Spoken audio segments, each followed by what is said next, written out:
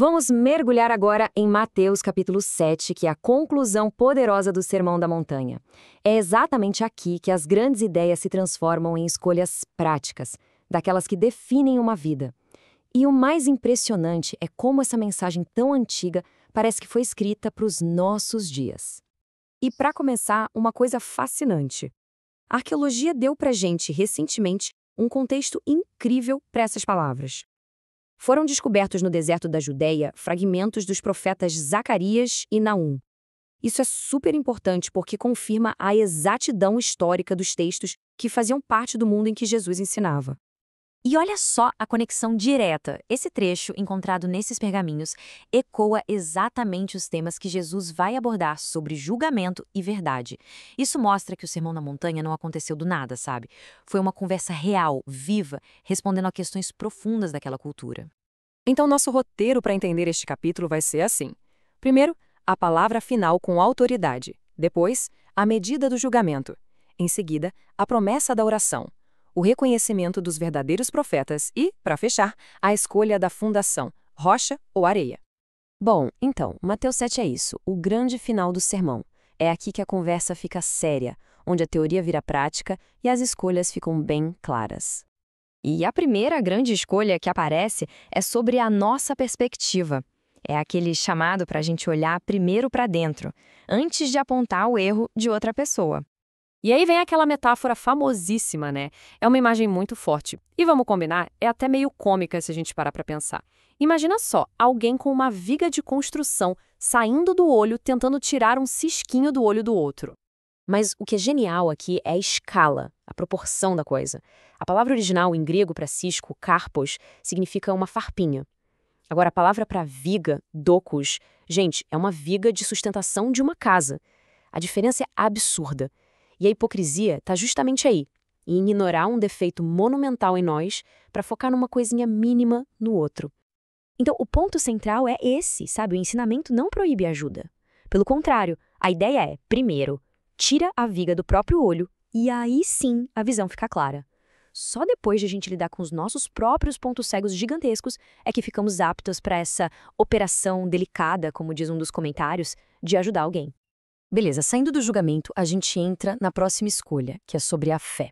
A oração é vista como um relacionamento de confiança ou só uma transação? E para falar disso, são usados 3 verbos de ação bem diretos: pedir, buscai e batei. O interessante é que todos eles sugerem continuidade, persistência. Não é só fazer um pedido uma vez e pronto, mas sim um engajamento ativo, com confiança.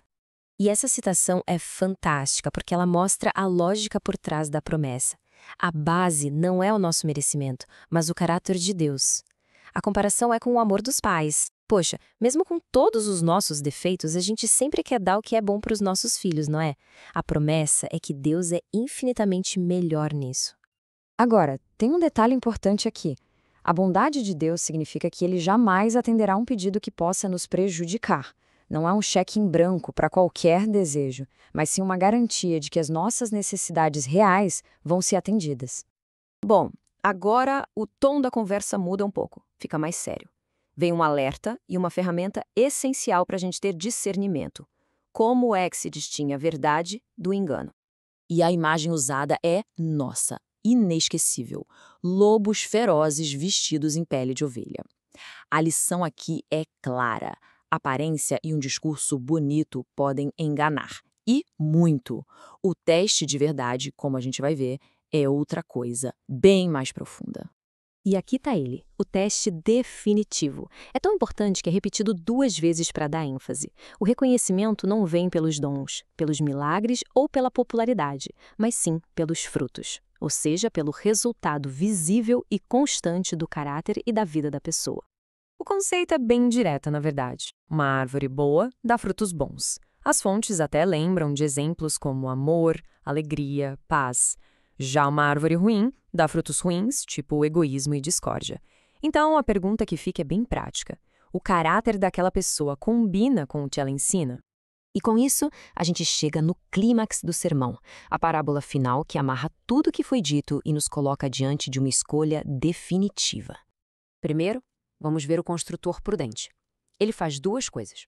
A primeira é ouvir. Ok, mas é o segundo passo que muda tudo, o passo crucial: colocar em prática. Só ter o conhecimento por si só não adianta nada, não é a fundação. O resultado dessa combinação de ouvir e praticar é uma casa firme, construída sobre a rocha, uma base sólida que aguenta as tempestades que, inevitavelmente, vêm na vida. Agora, em total contraste, vem o construtor insensato. E olha que interessante, ele também faz o primeiro passo. Ele ouve as mesmíssimas palavras. A falha fatal está no que ele deixa de fazer. Ele não age, não pratica o que ouviu. E a consequência é devastadora. Quando a mesma tempestade vem e atinge a casa dele, a queda não é pequena. É uma ruína completa. E a grande sacada aqui é que a diferença entre os dois construtores só aparece na hora da crise, na hora da pressão. E aí a gente se pergunta, como é que o pessoal que ouviu isso ao vivo reagiu? O texto diz que as multidões ficaram maravilhadas. A palavra original em grego é forte, significa um estado de choque, de completo assombro. E por que todo esse espanto? Por causa da autoridade. Os mestres da lei da época, eles ensinavam citando outros mestres, citando a tradição. Era um conhecimento, digamos, de segunda mão. Mas Jesus não. Ele falava com uma autoridade própria, como quem fala direto da fonte. E isso tudo nos traz a reflexão final.